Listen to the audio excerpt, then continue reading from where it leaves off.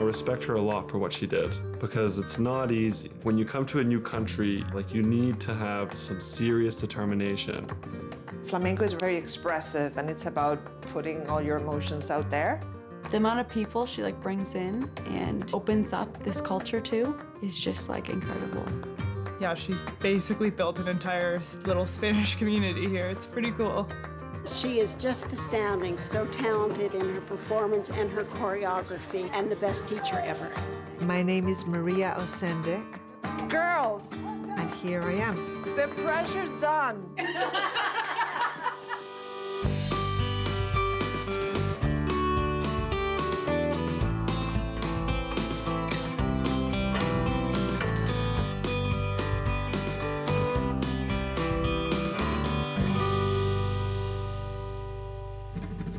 Let me share with you my passion for dance and how I got where I am today.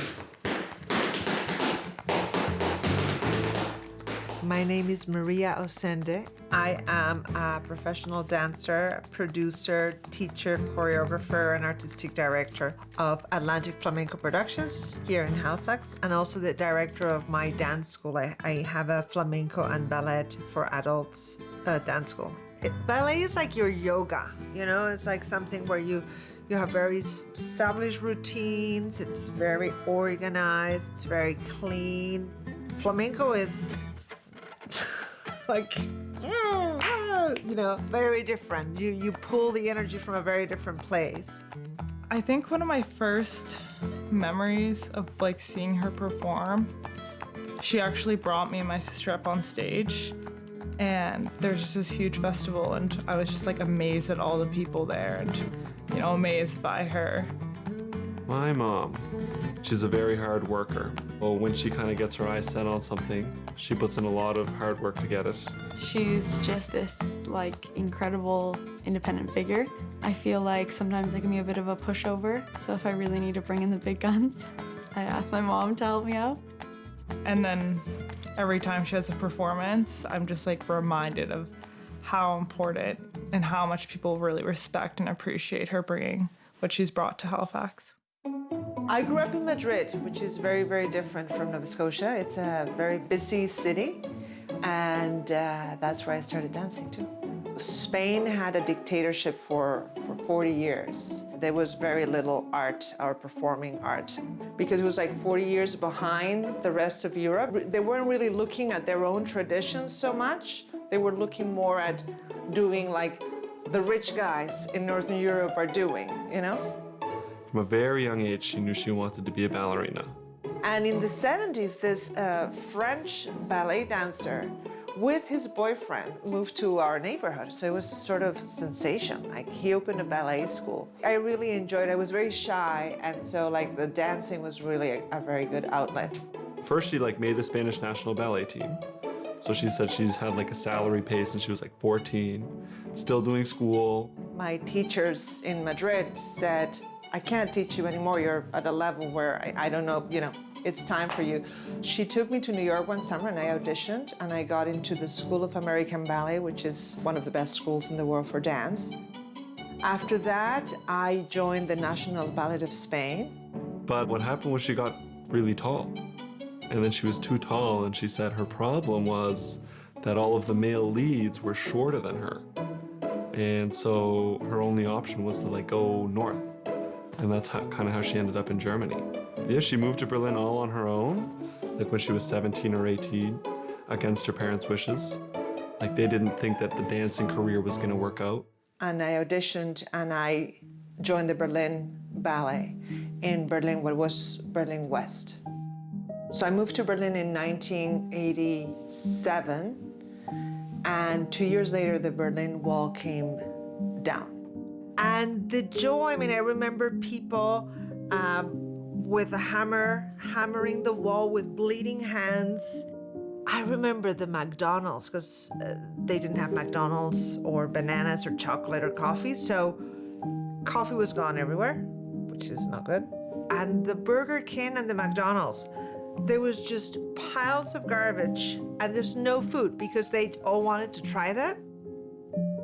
We met with the dancers from the East. The wall comes and we're, both two main opera houses on the same street, doing basically the same stuff. It was crazy. It was wild. Ballet, I loved it, but it was so difficult and so demanding and so stressful. You can never eat. There's lots of injuries. There's huge pressure. You know, if you're performing with a live orchestra in front of 1,000 people, it's just like the level of stress is just really high. And there was a time where they were cutting budgets and it wasn't that exciting artistically. And I had quite a lot of injuries. So I was like, I'm doing this, but I'm just not really. And that's when I started kind of picking back up on flamenco, and then I transitioned to flamenco, and then I sort of flipped. Flamenco is very out there. It's like very expressive, and it's about putting all your emotions out there. I think flamenco is more of your hip hop, you know? It's more of your blues. I mean, in terms of its expression. Ballet came from royalty, and flamenco was a cultural expression at first that turned into a performative art. Flamenco actually was related to a lot of the people that had been persecuted in Spain traditionally, like the gypsies and the south of Spain, which was poorer. But when I was growing up, it wasn't even an option. Flamenco has changed so much since then. Right now, it's really a huge ambassador of Spain around the world. What brought me to Nova Scotia was that I met my husband, who's Canadian, and I met him in Berlin. All our kids were born in Berlin. And then we're like, well, you're Canadian, I'm from Spain, our kids are German, are we gonna stay here? It was something that my dad was pushing for. He had lived in Europe for a lot of his life, and he wanted to come back to somewhere that was a bit more relaxed. And they just felt like this was a much better environment to raise kids. I wanted to move to a warmer country, which obviously did not happen. But then the minute I came, I was like, wow, this place is gorgeous. Like, I loved it. There's something I think about Nova Scotia, right? I don't know what it is, but there's something I think about this place that it's a little magical. People are so nice. I mean, I don't even have to say that in the documentary that Nova Scotians are particularly nice, but you know, for me, big cities bring me back more to the ballet structure of very, very, you know, linear and very hard work and very exact.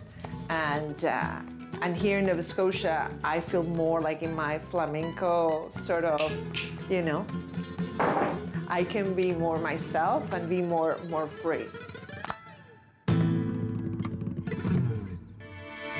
I just think it's a great example of the possibilities of things that you can do when you come here, you know. I had a project in mind to bring people from different cultures together through dance.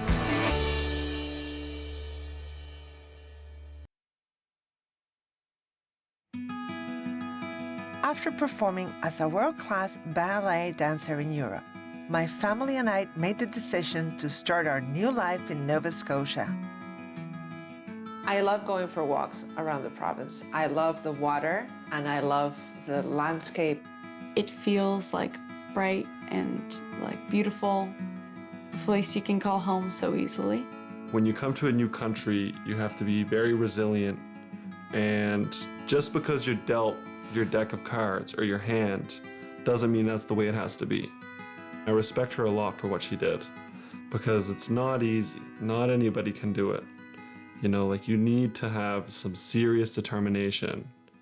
I was trying to teach for other schools, teach a little bit of ballet and so on. And it was really through Hurricane Juan. And then I met all the neighbors and they were like, oh, you do flamenco and, you know, why don't you organize some classes? We'd love to learn. And so that's a little bit how it all started. So my shoes are basically percussion instruments. Flamenco dancers, we are the ones that are going to actually mark the tempo for our musicians, right? So if I start doing a tempo like this, they're gonna pick up with me. So you're basically the conductor.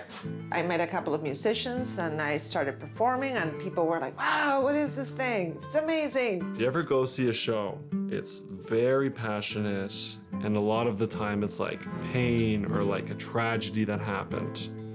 And you like really feel that through the stage. Usually there's a lot of tragic stories in flamenco, but there's also, you know, moments of learning and moments of growth.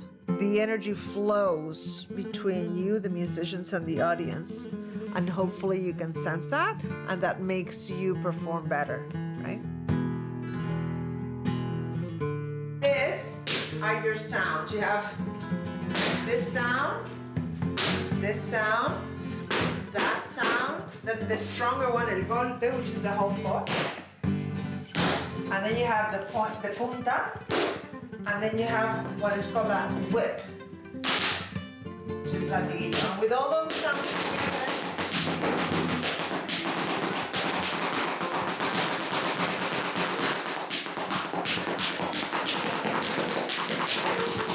you can make all those different sounds.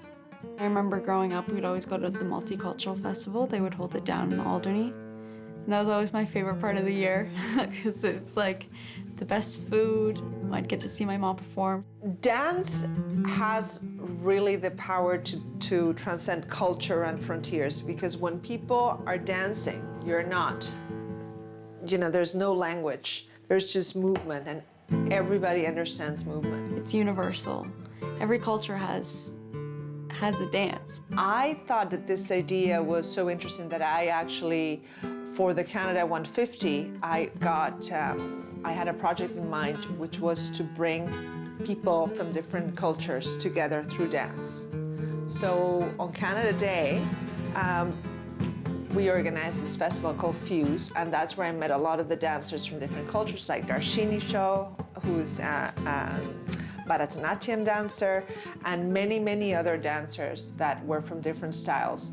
And I really encourage fusion of styles, because I find we all take from each other and we all learn from each other. And it's historically really interesting to see how those things come from the same place, right? I think she's just really been like, almost like has transformed herself to be like the best version of herself in whatever environment she lands in. Like many people whose livelihoods were affected by the pandemic, I had to make tough decisions to keep my business alive. Until 2019, I was working more with tours and producing shows. And then with COVID, we of course stopped touring and producing shows. Projects we were doing before the pandemic died just because of the nature, you know, like a flamenco festival. I was going to open a dance school with a few other partners that were doing cultural dances. That didn't happen. But I always think there's always an opportunity in change. I mean, I'm personally have had big changes in my life through moving, you know, from Madrid to New York to Berlin, Berlin to Halifax. I think you have to reinvent yourself and see what you can do with what you have. Like Maria taught a lot of classes like in studios throughout the city, but with the switch to COVID and everybody being locked down, she actually did a free online class every morning. And it was like a nice bar ballet class where all you needed was like a chair and like an open space. It was super easy. And she had like a lot of people who would join every day. We're going to repeat it at tempo. Da da dum, ba ba ba ba ba ba ba ba ba ba. Okay? But it was just a really great way to get everybody moving in their houses. And then, you know, like she had a bunch of people in Spain doing it, her family and all of her family friends. Lots of her students here were doing it. I was even convincing my friends to do it. I did it myself for a few months. And it was just a great way to get woken up in the morning. I'll see you all next week, and I'll be sending you the class. Bye. And it was free, right? And like, that was a really good incentive. And she got a lot of students from that afterwards. Like when all the restrictions kind of loosened up again, most of the people switched and started paying for it.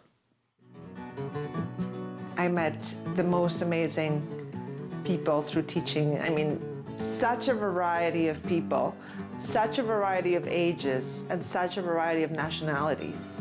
It's really so mixed. We are celebrating Canada Day and we are at the Canadian Museum of Immigration at Pier 21. Over the years, we've worked in various projects with the museum, and they invited us to perform as part of their Canada Day celebrations. Award-winning Spanish-Canadian flamenco dancer Maria Osende, who immigrated from Spain in 2003, bringing the soul of Spain to the heart of Atlantic Canada. COVID was sort of an awakening in which we realized how much we need to connect with other people and how important it is.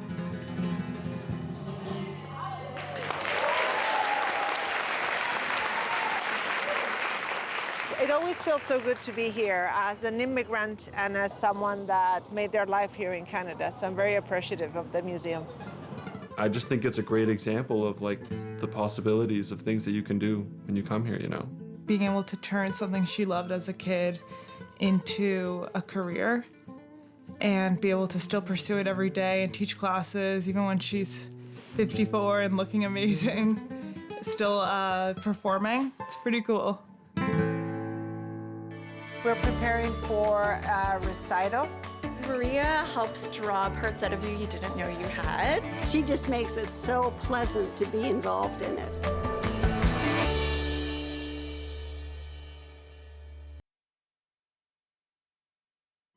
Having weathered the storm of COVID lockdowns, I was ready to get back to sharing my love of dance with others face to face. So when you come to a flamenco class, you're first going to start, at least in my classes, you're going to start feeling the rhythm, relaxing a little bit, getting a little bit in the mood.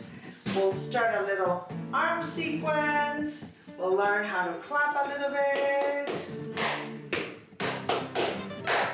Then we put a little choreography together to practice that and get going. But tonight I have 2 classes. We're preparing for a recital. So these are all adults, and they come once a week to the classes, and I think they have a really good time. Remate. Di-da-di-ba-bum, boom.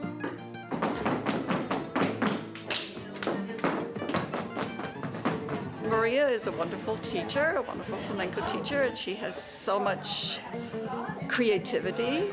Her choreographies really have feeling, so we enjoy taking her classes.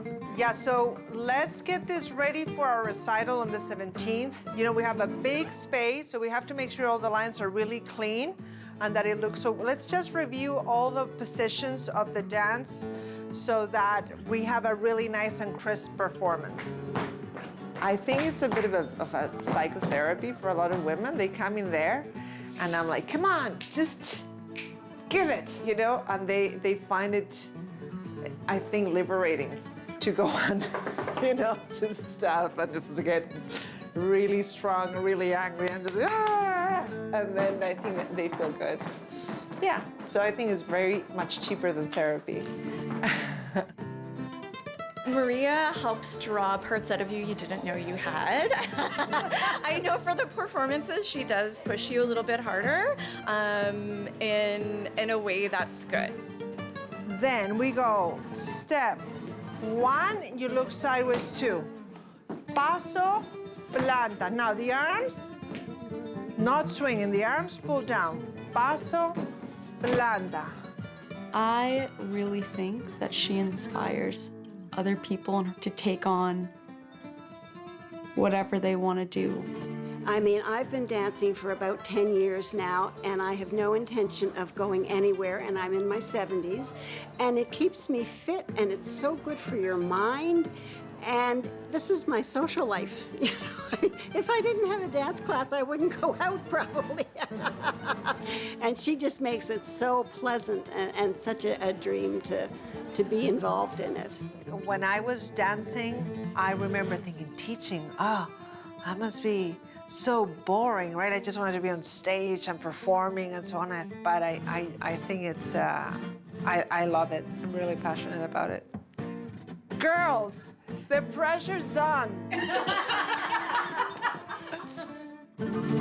I was for a while here in the Creative Nova Scotia Leadership Council, which is a council that advises the government on policy. And, you know, I've always been very, very interested on the power that the arts can have. Like a lot of people who immigrate here don't really know where they fit in, and this is like an alternative or another place where they can kind of come in and kind of feel more at home. So when they can participate in things that are free and accessible to them, I think they start connecting. And then again, back to the community question, you are at an event, you're teaching them a little bit of flamenco, and you have, people that are from here and people that are newcomers, and everyone's sharing that experience together, and then it doesn't feel so different. This is their end of the year recital after a year of working on this pieces. So yeah, they're really excited to do it. And the first time we do it since COVID, like here. Next, the big show. So here we go. I mean, it's always a bit nerve-wracking before you get on, and even a bit while you're dancing, but you just have to continue because the audience is there, and I don't know, I kind of feed off of that too. It helps me. I think it brings them together a lot, like the experience makes them closer together as friends. So it's, I love it, I really enjoy it. There's a stage where you want to learn and do, and then there's a sense where you want to teach or give back. And I certainly feel like I am in that stage. And it's just so rewarding. So I think that I figured out this is part of what I really want to do. I've met so many wonderful people here and made so many great friends from all over the world. And so I call her a national treasure because she just enriches and enhances our life so much. Just love her. Just love her. I enjoy my teaching my students. I enjoy doing this community projects or bringing guest artists or getting people inspired. I'm still doing my online ballet, which I love. Keeps me in good shape. I still teach my classes. I'm just more content and relaxed with life. I'm at a point where I want to give more to the community, to the people. I think that's important. That's become very important to me. Without her, there would be no real flamenco following, and she is just astounding, so talented in her performance and her choreography, and the best teacher ever. Her whole life, she's just been super determined to be like the best. She's always wanting to be number one, training like 6 hours a day, every day. She had like never any time to live like her own social life. In the last few years, I've seen her be able to kind of just enjoy life a bit more, like be happier overall. I think many parents are most proud of my kids. Just like I think they're fantastic people. If you're really passionate about something, follow it. And like she's the most amazing example of that. Like the amount of people she like brings in and like opens up this culture to is just like incredible. Yeah, she's basically built an entire little Spanish community here. It's pretty cool. I just feel actually grateful that she's like my mother and my role model, Soy María Osende y estoy aquí. My name is María Osende, and here I am.